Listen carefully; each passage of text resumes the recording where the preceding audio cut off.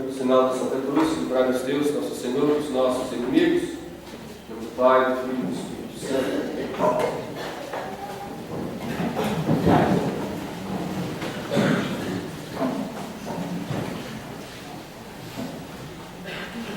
O Evangelho que acabamos de ouvir, São Lucas coloca a admiração daquele povo das montanhas da Judéia sobre os fatos acontecidos por ocasião do nascimento de João Batista, cuja festa nós celebramos hoje. Que pensas que será este menino? E todos ficavam maravilhados. Quem foi João Batista? Que características, que acontecimentos ocorreram por ocasião do seu nascimento? E qual é o significado de Cristo?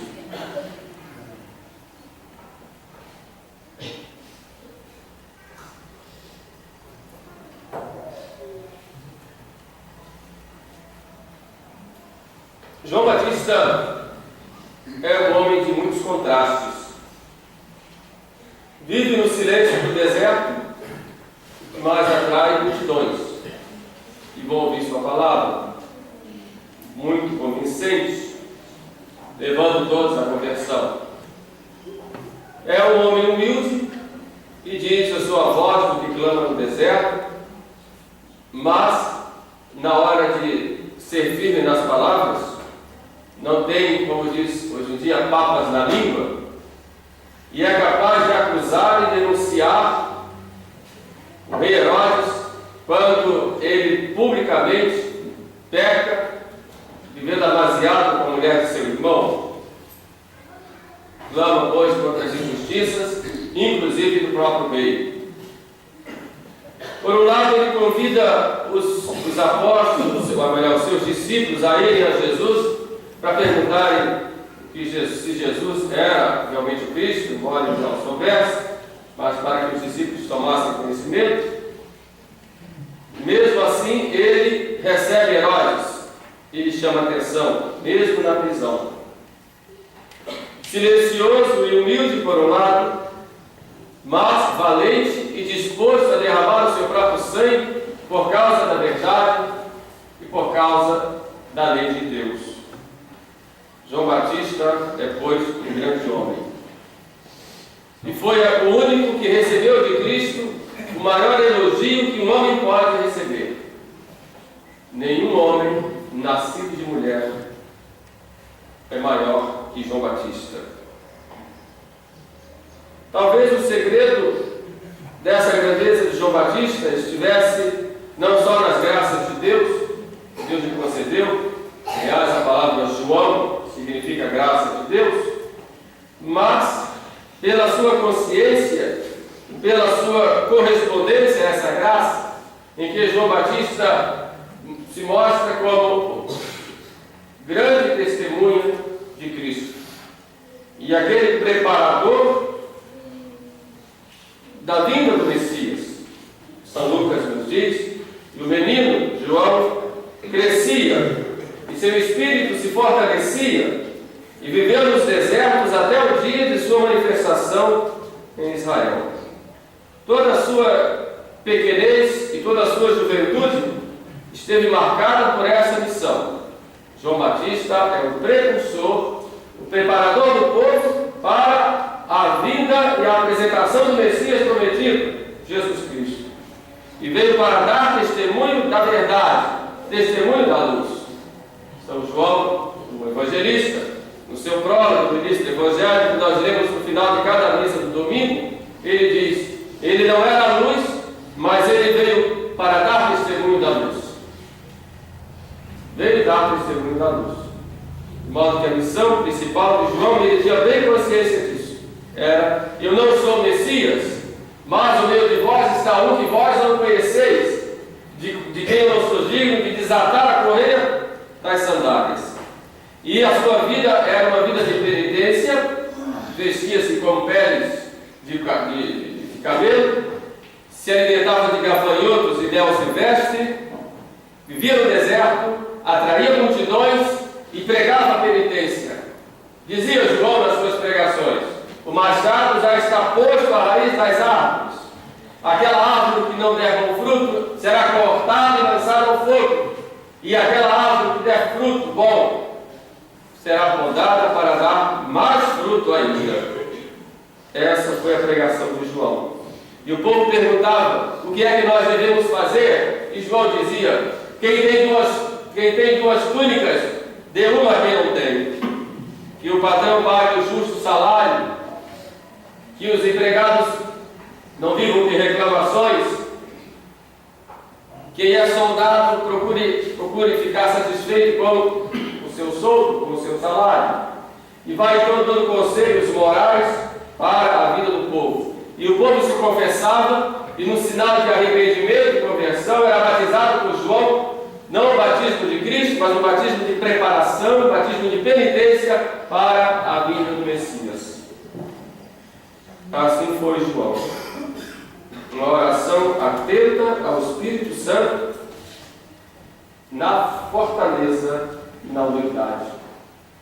Agora, houve no nascimento de João Batista alguns milagres muito significativos. E o primeiro milagre está no fato da sua própria concepção. Isabel já era idosa e era estéril. E ser estéril, ou melhor não gerar, não ter filhos para Israel, era considerado como um castigo de Deus. E era como algo vergonhoso, porque toda mulher desejava ser mãe, e ser mãe para dela nascer o Salvador, dela vir o Messias. E Isabel não ser mãe, além de ser uma coisa vergonhosa, ela já tinha certa idade e não podia mais gerar por causa da idade. E o nascimento de João a concepção de João foi milagrosa exatamente por isso. Zacarias estava oferecendo incenso, ele era sacerdote, no dia do seu turno, e aparece no altar do incenso ao lado o anjo Gabriel. E diz: não tenhas medo, Zacarias, a tua oração foi escutada, foi ouvida. E a tua mulher Isabel te dará um filho, a quem tu porás o nome de João.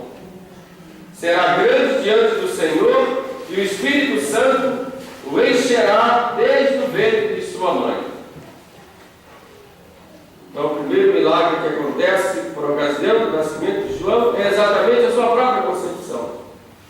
Uma concepção milagrosa no ventre da já anciã Isabel, que além de anciã é estéril. E hoje é bem claro: não tenhas medo, porque as tuas orações foram ouvidas. Daí para nós é um momento de reflexão, porque nós pedimos tantas vezes as coisas a Deus, mas não temos confiança ou pensamos que Deus não está escutando nossas orações. Por isso, devemos ouvir o que o arcanjo Gabriel diz para João: não tenhas medo, não temos, tuas orações foram ouvidas. Deus sempre ouve as nossas orações. E tudo aquilo que Deus nos concede em vista da nossa salvação eterna. Por isso, a nossa oração deve ser constante, deve ser perseverante e deve ser com confiança. Constância, perseverança e confiança. Com essas três qualidades da nossa oração, Deus vai nos conceder tudo aquilo que for necessário, importante que nós precisamos, seja para a nossa salvação ou para a salvação dos outros. Como foi o caso de João, o nascimento de João não foi apenas uma graça para Zacarias e Isabel, mas foi uma graça para todo o povo de Israel. Deus ouve sempre as nossas orações. O segundo milagre que acontece ocorre porque Zacarias duvida, e porque ele duvidou, ele ficou mudo até o nascimento de João, até o dia do nascimento de João Batista, em que ele solta a língua, como acabamos de ouvir no Evangelho, e começa a louvar a Deus, que fez maravilhas. Bendito seja o Senhor Deus de Israel, porque visitou o seu povo e o libertou. Porque ele fica mudo, nós sabemos. O anjo Gabriel diz, ele não acreditou. Os santos padres colocam, além desse fato de não ter acreditado, um significado místico. O fato de Zacarias ficar mudo significa que as profecias do Antigo Testamento agora iam ser cumpridas. Então emudeceriam as profecias do Antigo Testamento até o nascimento de João, que já seria do Antigo Testamento o último profeta e do Novo Testamento o primeiro, que iria preparar o povo para a vinda do Salvador. O ficar mudo é que o Antigo Testamento agora ia dar lugar ao Novo Testamento. A antiga aliança daria lugar à nova aliança. Por isso Zacarias fica mudo. Quando João nasce, João já começa a ir crescendo, já vai mostrando que a nova aliança estava para se formar.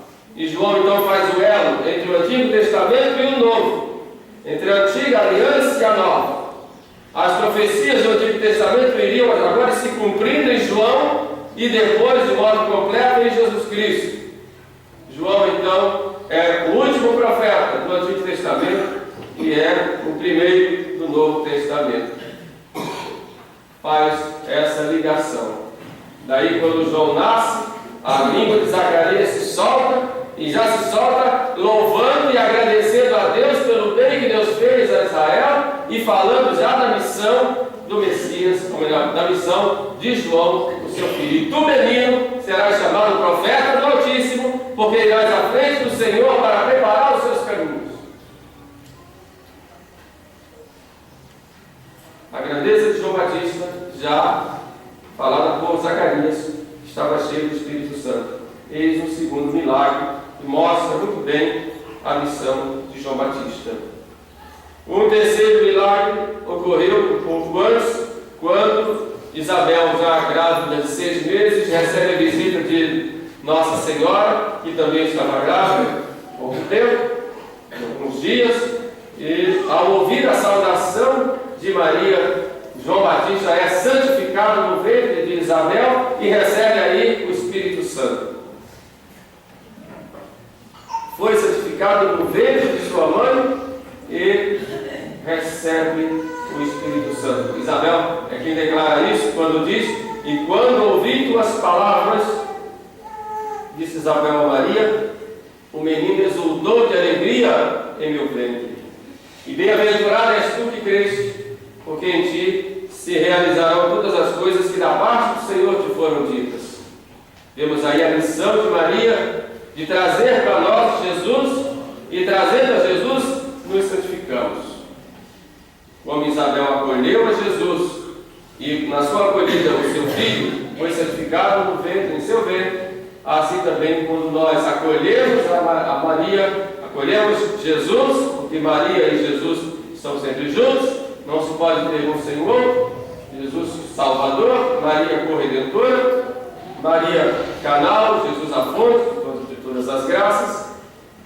Então, acolhendo a voz de Maria, nós acolhemos Jesus e nos santificamos. Aí a grande missão de Nossa Senhora de nos trazer Jesus e nos levar a Ele.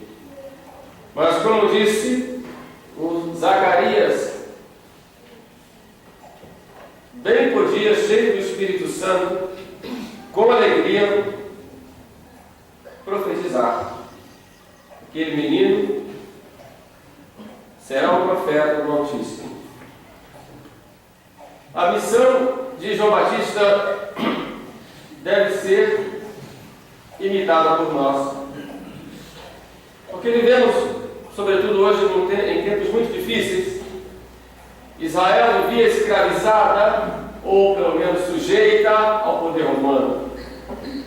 E nós hoje vivemos sujeitos aos poderes do mundo.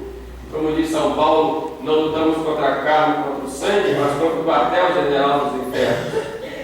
Por isso hoje, mais do que nunca, nós precisamos de profetas como João Batista, que preguem, que vivem, que vivam, que preguem, que tenham vida de penitência e preguem penitência, que estejam mais preocupados com a salvação das almas do que ele com o seu próprio poder. Que queiram viver na graça de Deus e queiram levar essa graça aos outros. E que não tenham medo de falar a verdade, porque a verdade sempre nos liberta. Um tempo em que as pessoas acham que é impossível conhecer a verdade, mais do que nunca, nós, como João Batista, devemos dar testemunho da verdade, até com o nosso próprio sangue, como aconteceu com ele. Por isso pensamos hoje a São João Batista, que nos dê essa força diante da verdade, que nunca tenhamos medo de proclamá-la e levá-la em alto bom som, seja dentro da igreja ou fora dela, para que assim muitas almas se libertem do pecado, se libertem do erro e se aproximem de nosso Senhor Jesus Cristo. Peçamos, pois, essa graça a São João Batista, que nos torne verdadeiros precursores de Jesus Cristo em muitas almas. Louvado seja nosso Senhor Jesus.